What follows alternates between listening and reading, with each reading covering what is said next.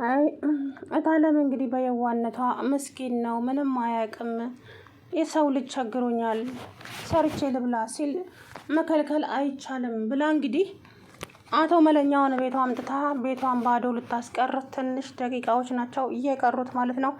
መለኛው እኔ ሌባና ፖሊስ ከመንገድ ላይ ከምጫወት እዚህ ወይ ቤት ውስጥ ይሄን የመሰለ ቤት ውስጥ ቀስ ብዬ ጥሩ ሰው መስዬ የሴትዮዋን ንብረት በሙሉ ሙልጭ አድርጌ የራሴ አደርገዋለሁ።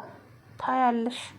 እቺ ጭራቅ ደግሞ ፍቅር የምትባል ልጅ አንጠልጥዬ ነው በገመድ መሰቅላት እያለ መለኛው እንግዲህ እታለምን ባዶዋን ሊያስቀራት ተዘጋጅቶ ተነስቷል ማለት ነው። አይ ሰው አሁን እንግዲህ ያ ኤኖክ የሚባልም ከባድ ችግር ይገጥመዋል። ሮማኔም እንደዛው። ከዚህ በኋላ ብዙ ነገሮች ይፈጠራሉ። ታዲያ ፍቅር ሰውየው ሌባ እንደሆነ ጠንቅቃ ታውቀዋለች። አንተ ምን አባት ስራ ነው እዚህ የመጣኸው ስትለው አንቺ ምን አይነት ስድ ነሽ ግን አንቺ? የሰው ልጅ እንደዛ ይባልልሽ? ስነ ስርዓት የሚባል የለሽም እንዴ? አዎ የለኝም። ይሳደባል እኔ ደግሞ ምን ይመስላል እያለች ከዛ በኋላ እንግዲህ ለማይ እንዴት ይሄንን ሌባ የሆነ ሰው እዚህ ቤት ታስገቢቻለሽ? ምን ሆነሻል እናቴ? ይሄ እኮ ሞላጫ ሌባ ነው እንዴ! ቆይ ለምን እንደዚህ ያደረግሽ አለቻት። ከዛ በኋላ ኧረ ተይ ፍቅር እንደዚህ አይባልም፣ ነውር እኮ ነው። የሰው ልጅ ቸግሮት ከመጣ ሂድ ይባላል እንዴ? ደግሞ በነፃ እኮ አላለም፣ ሰርቼ ልብላ ነው እንጂ ያለው። ስለዚህ ተይ እባክሽ ነውር ነው እሺ አለቻት። ከዛ በኋላ አይ እማዬ ምስኪን እኮ ነሽ እማዬ፣ ዳኒ በዋስ ሊፈጣ ነው። አንቺ ምንድን ያልሽው? ዳኒ በዋስ ሊወጣ ነው። ይኸውልሽ እዚህ ነገር ውስጥ እጅሽ ካለ ተናግሬያለሁ። የሚደርስብሽ ነገር ከባድ ነው። ዳኒ በሰራው ስራ ቅጣት ይገባዋል። እኛ ከሱ ጋር ምንም ብቻ አንቺ ታወቅሽ ትምህርት ቤት ምናምን ብቻ ምላሷ ሁሉ ተሳሰረባት። ከዛ በኋላ ትምህርት ቤት ምን ይሰራ ኢንስፔክተሩን እኮ መንገድ ላይ አግኝቸው ምናምን አለች ደንግጣ። አሁንም ይኸውልሽ እኔ ተናግሬያለሁ፣ እውነቴን ነው የምልሽ። በኋላ ከባድ ችግር እንደሚፈጠርብሽ እንዳዘነጊ። ይሄ ነገር ዞሮ ወደ አንቺ ነው የመጣው። ኧረ እማዬ እኔ እንደዚህ አይነት ነገር ውስጥ የለሁበትም እንዴ ምን አገባኝና አለች። እንግዲህ አንቺ ነሽ የምታውቂው እሱን፣ እኔ ግን ተናግሬያለሁ አለቻት። ከዛ በኋላ የመለኛው ነገር ታዲያ በጣም አናዷታል እዚህ መምጣቱ። መለኛው እንግዲህ አሁን እታለምን ቤቷን እያጣራ እያንዳንዱን ቤቷ ውስጥ ምን እንደሚደረግ፣ ማን በምን ሰዓት እንደሚወጣ፣ ማን በምን ሰዓት እንደሚገባ እያንዳንዷን አጣርቶ ከዛ በኋላ ስራውን ይጀምራል ማለት ነው። ስራው ምንድን ነው? ዘረፋውን ይጀምራል። ስለዚህ እንግዲህ ምን እንደሚፈጠር አብረን የምናየው ይሆናል ማለት ነው። ወይዘሪት አደይና ዴቭም ደግሞ እንግዲህ የኔ ፍቅር አንቺን ባይሰጠኝ ኖሮ ምን አደርግ ነበረ? የኔ ቆንጆ እኔ እኮ ያለ አንቺ መተንፈስ አልችልም። ወይ ዴቭ ኧረ እንደው ተውማ ተው ታቃጥለኝ። ከዛ በኋላ እንግዲህ የእንትና የዴቭ እናት ምን እንደሆነች አላቅም። ሊዲያ ደውላ የሆነ ነገር ብለዋለች። ምን ሊዲያ ምን እያልሽ ነው? ማሚ ምን ሆነች እያለ ነበረ። እንግዲህ እናቱ ሳትታመም አትቀርም። እንግዲህ የዴቭ እና የአደይ ሰርግ ካሁን በኋላ ማፊ። ሲቀጥል ደግሞ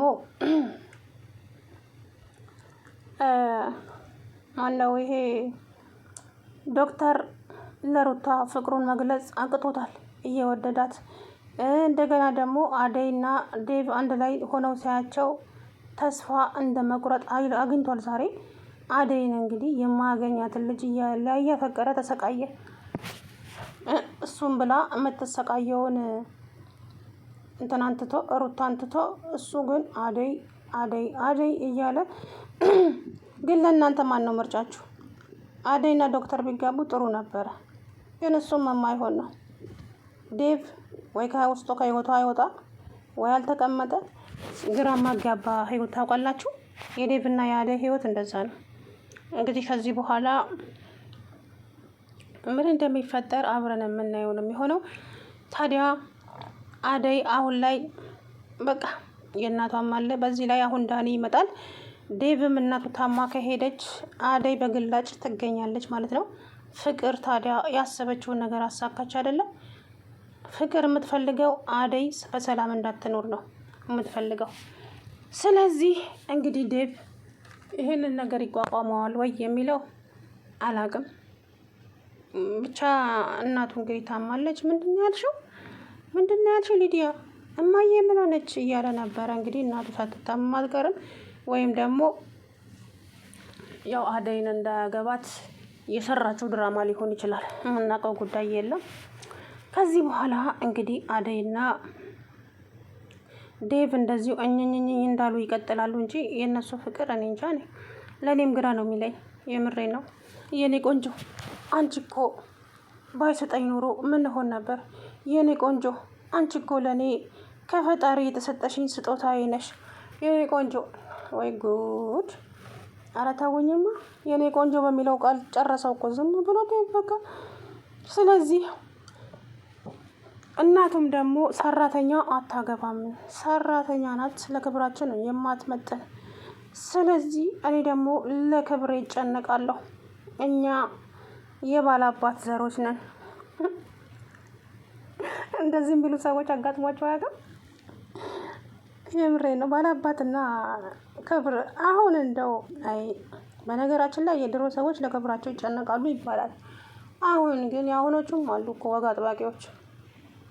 ሰራተኛ ግን ሰው ነው። በአጠቃላዩ ሰራተኛ ብለው ሰውን የሚንቁት እሷ አግምታ የጣለቿን ነው የሰራተኛ የምታጸዳው። እሷ መስራት ያቃታትን ሰራተኛ ትሰራዋለች። ለምን ሰራተኛ የሚለው ቃል ካፋቸው እንደሚጣፍጥ ነው ግራ የሚገባኝና ለማንኛውም እንግዲህ ከዚህ በኋላ አቶ መለኛው ጥሩ እቅድ አቅጦላታል። ለታለም በየዋነቷ እንግዲህ ንብረቷን ልታጣ ተዘጋጅታ ተነስታለች ማለት ነው።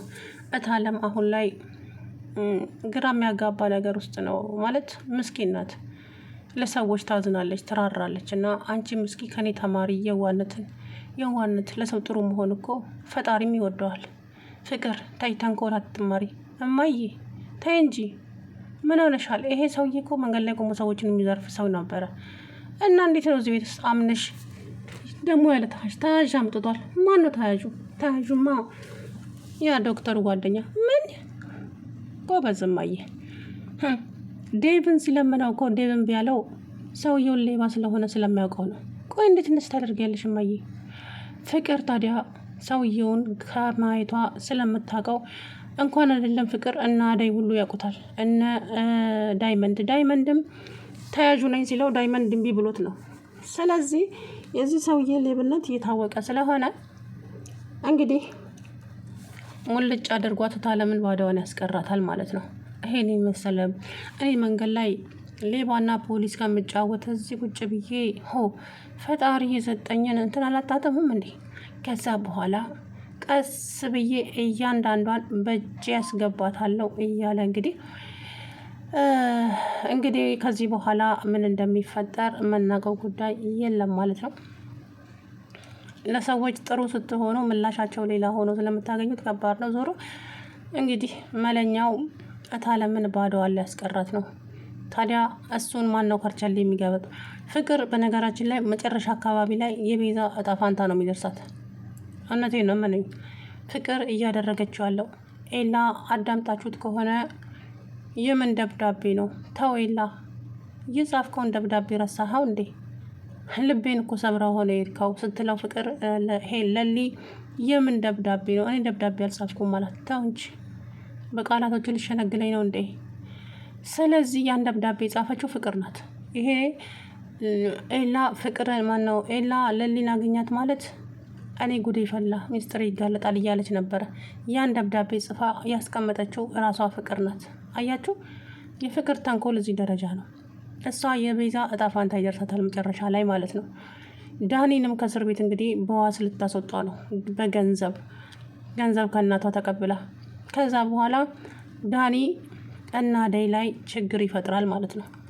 ያንን የምታደርገው ፍቅር ናት። እሱ ግን ከዚህ በኋላ ከዚህ ከእስር ቤት እንኳን በወጣ ምንም አይነት ተንኮልም ሆነ ምንም ነገር መስራት አልፈልግም በቃ በሰላም መሆን ነው የምፈልገው፣ የራሴን ህይወት መስርቼ መኖር ነው የምፈልገው ሲል ዳኒ ሞኝ ነህ እንዴ? ሞኝ አትሆን። አደይና እናቷ ናቸው ቤዛን እንደዛ ያደረጓት። እናንተ በዝምታ ልታልፋቸው እንዴ? ምን አደይና ቤዛ ናቸው እንደዛ ያደረጓት? አደይና እናቷ ናቸው? አዎ። ደግሞ የዛን ቀን ያዘኑ መስለው ሲያጽናኑ አላየህም እንዴ? አውቀው እኮ ነው እንዳይታወቅባቸው እያለች እንግዲህ ዳኒ ውሸቱን እውነት አድርጎ እንዲያምን አደረገችው። ስለዚህ አሁን ዳኒ ከእስር ቤት ከመጣ ቀጥታ የት ነው የሚሄደው? የአደይ እናት ጋር። እናትዬ ሮጣ እንኳን አታመልጥም፣ ለራሷ ታማሚ ናት። ሴት የላከው ሞት አይፈራም ይባላል። ስለዚህ ከዚህ በኋላ እንግዲህ የሚመጡት ነገሮች ከበድ ሊሉ ይችላሉ። ግን የፍቅር ታንኮል የምር ወይኔ ጉዴ! የፍቅር ኃይለኛ ናት እኮ በነገራችን ላይ ፍቅር የዋህ ሆና የሰራችበት ድራማ የት ነው? ሀረር የለም እንጃ። ብቻ ዞሮ የተሰጣትን ነው። ጎበዝ ካራክተር ናት በነገራችን ላይ ሰዎች የተሰጣቸውን። አደይን አላያቸዋትም? አደይ ብዙ ቦታ ትሰራለች። አንድ ቦታ ምስኪን ሆና ትሰራለች፣ አንድ ቦታ ኃይለኛ ሆና ትሰራለች።